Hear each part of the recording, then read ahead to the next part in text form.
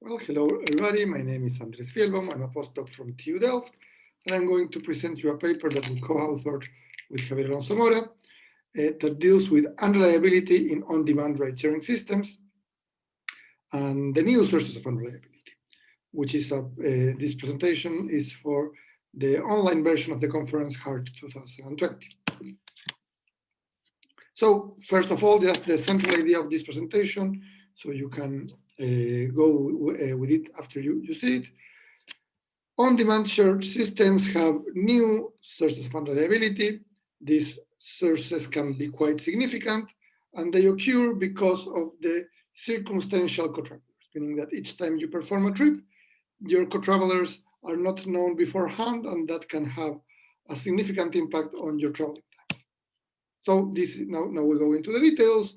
This is the outline of the presentation. So we will first introduce the topic, then we will study which are the new sources of unreliability. We will show some numerical simulations, and we will explain that there is a trade-off between unreliability and other quality indices of the system.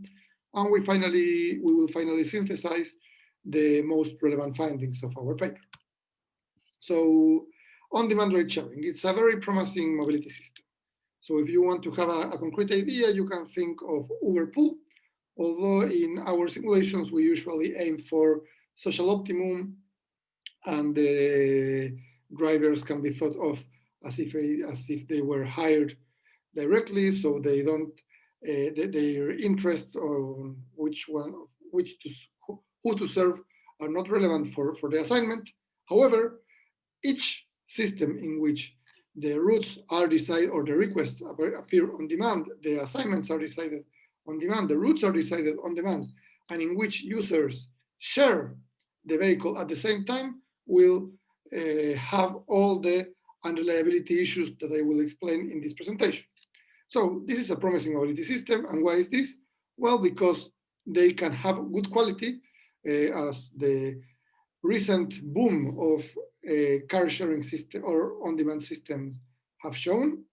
Although these non-shared systems like Uber, Didi, Cabify, etc., have increased congestion, so sharing can fight congestion. So that this is why these mobility systems can be very relevant in the near future. However, sharing and on-demand, the combination of both things, make trips much more unpredictable.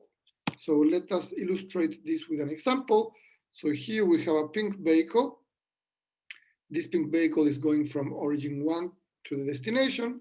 And when the vehicle is on its way, suddenly new passenger number 2 appears, which is going to basically the same destination or very, very nearby. So for the vehicle, it's very, very efficient to up its route and now pick up passenger number 2 as well, because it's a little detour, a short detour, and now it's carrying 2 passengers instead of 1. But for passenger number 1, this can be really annoying because he was 5 minutes away, so to speak, to arrive at the destination, and now this time has increased to 10 minutes. So when you're about to arrive, then the information changes, and that can be very annoying. And what I want to convince you now is that this situation is inherent to being at the same time shared and on demand. So if this system was not shared, of course, the vehicle will just follow the shortest path. And if the system was not on demand, then the users would know beforehand which route is going to be followed by the vehicle. So this sudden change would not occur, and it wouldn't be so annoying. So these sudden changes are inherent to this type of mobility systems. So we identified, first of all, 2 big sources of unreliability. The first one, which is the one we will focus in this presentation, is the unreliability induced by operators. So the assignment rules that are decided by the operator can induce different changes each time a user performs a trip or while a user is performing a trip. So this is why we say it's induced by the operators, because it's related with how the assignment between vehicles and users change over time. The second type, which we don't study in this presentation, but it's relevant to identify it as yet another new source of unreliability of these systems, is the one that it's directly induced by users. So basically, if you are in a vehicle and you have to pick another user while you are en route, and this other user is late, so it doesn't show up in the pickup point punctually, but he is 1 minute late and you have to wait for him, that can be annoying, but that's also unreliability, because you don't know in advance how long your trip is going to be, because it depends on the other users being punctual. So now we focus on the unreliability induced by the operators, and we first study a subcategory there, which is what we call the one-time unreliability, because it deals with one execution of a trip. So this is basically what we were showing in the illustrative example some slides ago. So it is the difference between the actual execution of a trip and the predictions you get the first time you are assigned to a vehicle. So to put an example, you request a vehicle, I don't know, using an app, and to go to a destination, and the app tells you, okay, you are going to be at your destination in 30 minutes. But before the vehicle picks you up, you receive a notification that says, sorry, now it's not 30 minutes, now it's 33, because we're going to pick up somebody before you. And then you get another notification which says, now it's not 33, it's 38, because we have to drop off a different passenger also before you, and so on and so on. So this is a source of unreliability because it relates with 7 changes. And we define delta waiting, delta detour, and delta delay as the differences between the original prediction and the final one. Detour represents the difference in time between the route that the vehicle follows and the shortest path, and the delay is just the sum of these two. So a remark, as we discussed before, this type of unreliability only exists in shared on-demand systems. So this is really, really new. So this is an example to measure, to illustrate the use of the indices. So we are looking at the brown passenger here. Originally, if all these arcs are assumed to be unitary, originally the waiting time for this passenger was 2. PU is for pickup and DO is for drop-off. And the detour was 0 because he was going straight from the pickup to the drop-off. But then suddenly the red passenger appears. So the waiting time is now 3, and the detour is 1 because it has to tour 1 extra arc. So delta waiting time is 1, delta detour is 1, and the delay, which is the sum, is 2, the delta delay. We will also show some results at a zonal level, meaning that we calculate the average on these indices for all the requests that depart from a zone. And what we are explaining here is that this zonal index can be seen as a probability index, which is commanded by 2 different forces. One of them is the probability that you face a change. In this case, it's waiting time, but it can be done for delay or detour, it's exactly the same. So the probability that you face an increase in the waiting time, and if that happens, the expected magnitude of that additional waiting time. For the, besides the waiting time, detour, and delay, we also calculate, have a measure for rejections. So here what we are dealing with is the case in which you are accepted, but then the vehicle tells you, or the app tells you, that you are no longer accepted. So imagine that you request a vehicle, and when the vehicle is on its way to pick you up, very close to you, a different request appears, and it contains 4 passengers instead of only 1. So the vehicle says, I'm sorry, but I prefer to carry them instead of you because it's more passengers. Of course, all these things relate with the assignment rules. You maybe are thinking, okay, but then why not forbidding that the vehicle rejects somebody that was already accepted? That might be true, but all these indices are meaningful and can be applied to any type of assignment. So, and there can be assignment rules that decide to reject after accept. So we will also calculate the percentage of requests that turn rejected after being accepted. So that was the first type of unreliability induced by the operators, which is the one-time unreliability. The second type is the daily unreliability that deals with different executions of the same trip. So imagine that you want to go from your house to your office every day at 8:30 a.m. And every day you see different outcomes. So some days you are very lucky and you are the only passenger in the car, so you go straight ahead and you arrive very quickly. and other days you have to share the vehicle with 4 other people, so you have lots of detours and the trip is much, much slower. So a remark, this is the usual notion of unreliability. So for those of you that are familiar with unreliability in public transport or whatever, the usual notion is how each time you perform the same trip, the outcomes are different. Note that in these definitions, we are not taking congestion into account. Of course, congestion is also a source of unreliability, but we are not dealing with it because that's common for any type of mobility system. Also for this one, but there is no difference for a ride-sharing system or a public transport or a taxi or a private vehicle or whatever regarding congestion. So that's why we are not dealing with congestion in these models. So this is the usual notion of unreliability. In most systems, users do face different waiting times each occasion. That also happens here. However, what is indeed novel for ride sharing is that only when the system is shared and flexible, users can face a different route, hence detour each time. Because if it's not shared, you will always follow the shortest path. And if it's not flexible, for instance, public transport, you will always follow the route of the public transport line. So this phenomenon that when you request a trip, you cannot know in advance which route the vehicle is going to follow, that's specific to on-demand ride-sharing or to flexible ride-sharing. So there is a methodological issue here.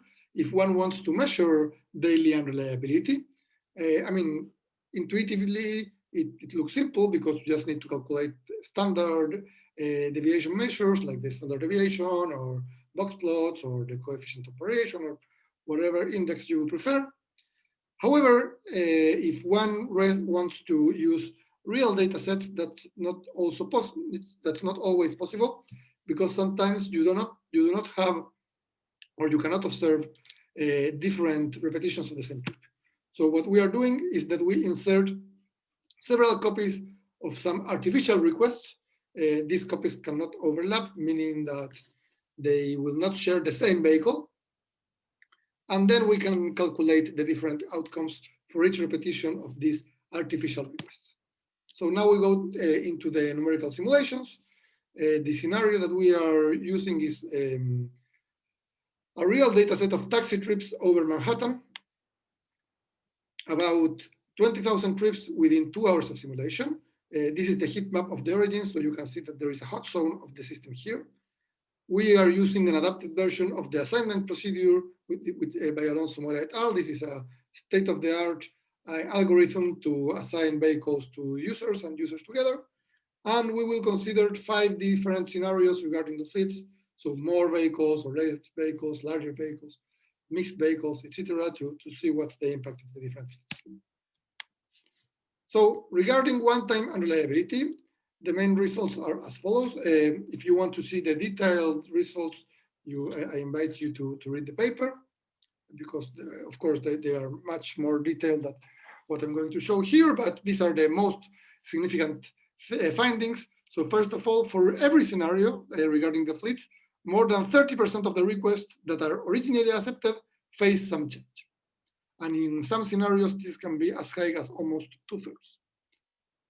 The average number of changes is about 0.3 or 0.4. However, the maximum can be between 6 or 8, depending on the scenario, meaning that you first receive a prediction and this prediction is updated even up to 8 times. So this can be really, really annoying for at least some of the users. The magnitude can also be relevant. So if you are facing an extra delay, recall that the delay encompasses both the waiting time and the detour.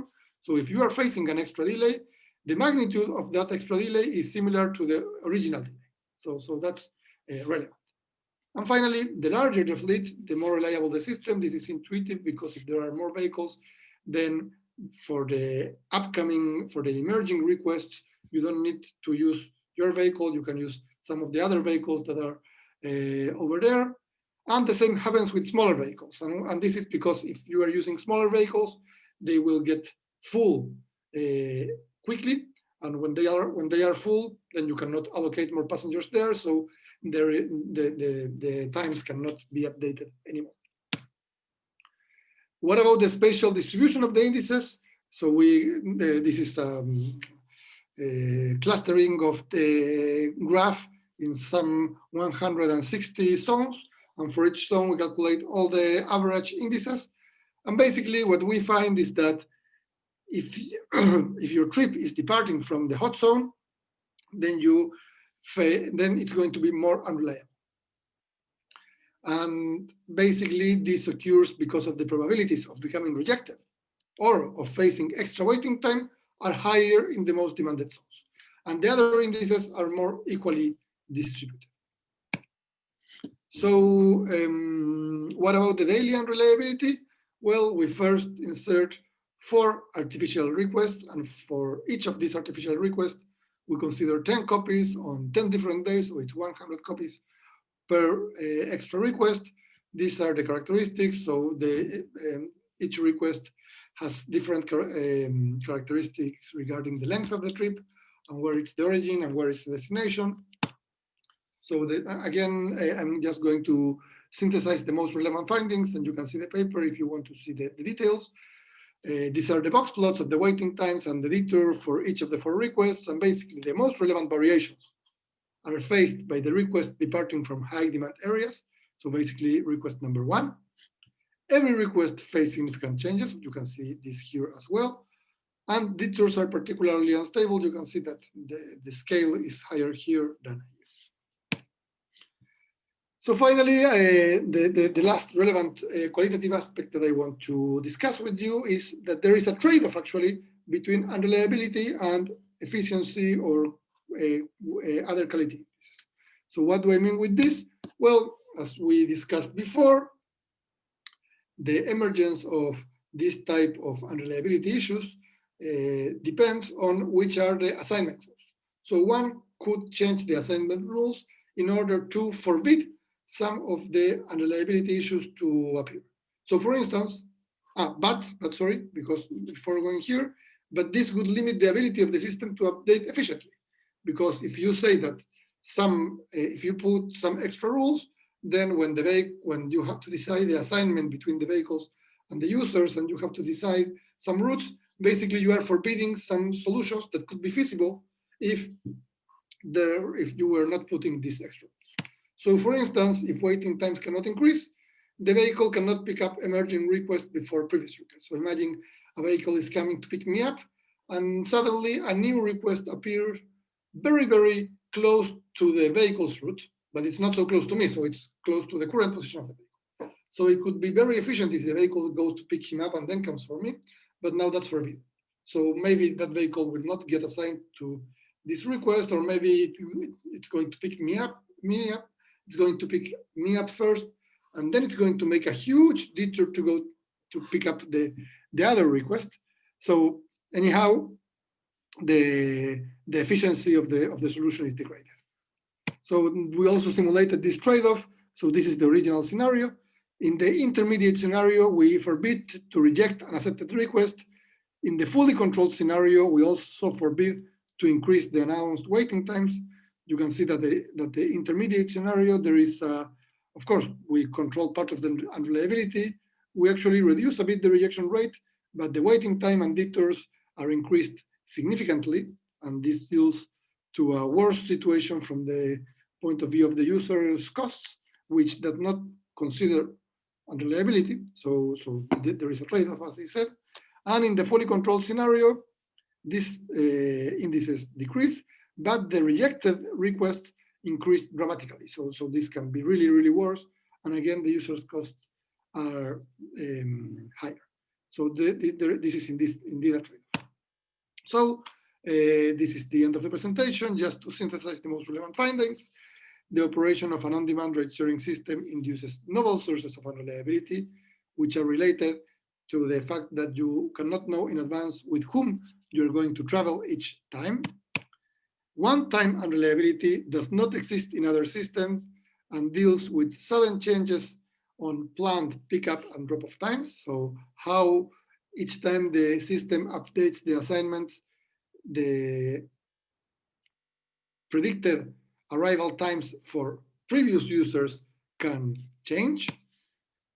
Daily unreliability does exist in other systems, but in this case, it also involves vehicles routes, and this notion of unreliability deals with the different reputations of the same trip. And the numerical simulations reveal basically that both types of unreliability can be very, very significant. So this is an issue that need to be taken into account if one wants this type of systems to succeed in the future. So this is the reference of the presentation. It's a paper that has been published in Transportation Research Part C, and you are invited to read it if you found this presentation interesting. So thank a lot for your attention, and bye-bye.